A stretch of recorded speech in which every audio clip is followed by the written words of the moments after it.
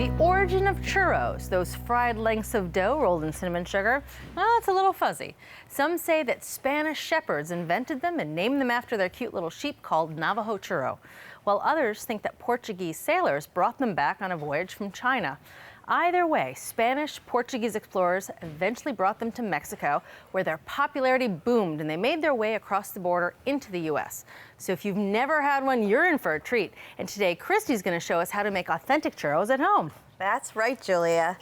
You know, I think that most people who've experienced warm churros have probably done it at a shop or a restaurant. To make them at home, we realized that we need to reconfigure some restaurant recipes so that they'd be easy and safe to fry these puffy treats. All right. So let's start with the dough.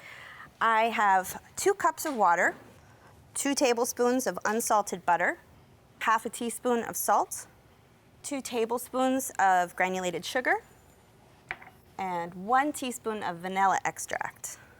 And I'm going to bring this up to a boil over medium-high heat.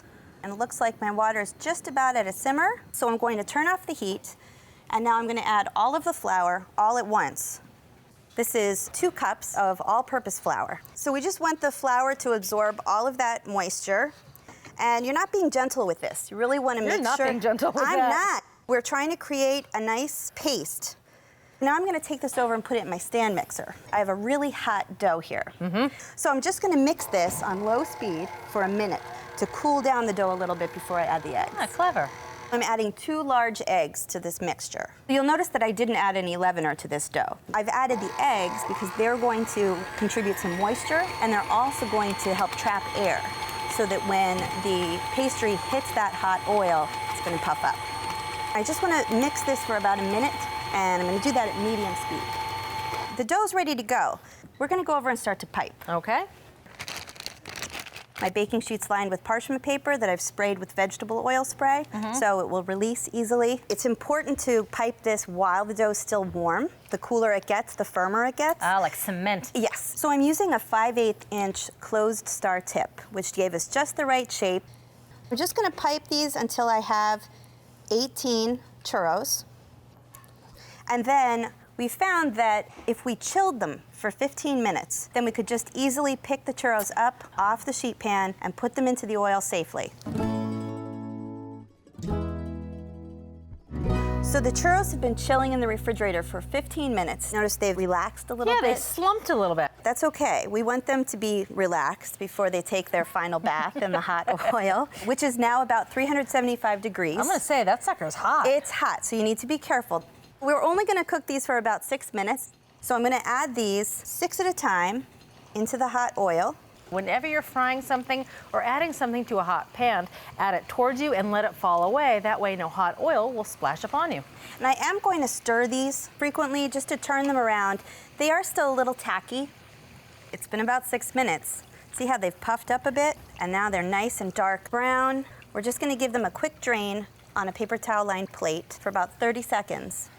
So if I were a guessing girl, I'd say you want me to put these on the warming rack and put them back into the oven so that they stay warm while you finish cooking the rest of the churros. Exactly. I have 2 more batches of churros to make, but then there's one last final step. All right.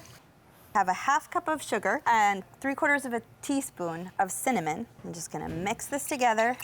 Now the last step is the chocolate sauce. Oh, okay, good. Okay. I have 4 ounces of semi-sweet chocolate chips and 3/4 of a cup of heavy cream. I'm going to put this in the microwave for about 2 minutes, but I'm going to check it every 30 seconds, and it's at 50% power. So the chocolate sauce, it's nice and warm, and now I'm just going to add a 1/4 teaspoon of vanilla, just to round out the flavors a little bit more. I'm just going to put some in our little dipping bowls, and now we're going to roll our churros in the cinnamon sugar mixture. All right. Moment of truth. Moment of truth. Oh, into the chocolate sauce. Oh, yeah.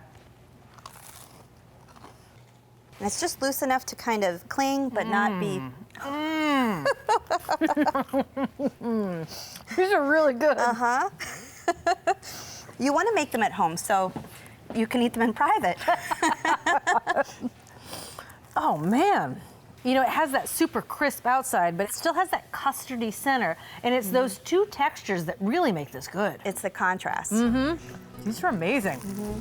To make authentic churros at home, start by cooking the dough on the stovetop so that it's easy to handle and puffs up nicely as it cooks. Then pipe the dough into the classic churro shape onto a lined baking sheet and chill the churros in the refrigerator for at least 15 minutes. After a quick fry in some hot oil, roll them in cinnamon sugar and serve with a simple chocolate sauce. So there you have it, from Cook's Country, a foolproof recipe for SoCal Churros. You can get this recipe and all the recipes from this season, along with our tastings, testings, and select episodes at cookscountry.com. Thanks for watching Cook's Country from America's Test Kitchen. So what'd you think? Leave a comment and let us know which recipes you're excited to make, or just say hi. Now you can find links to today's recipes and reviews in the video description. And don't forget to subscribe to our channel. See you later. Alligator.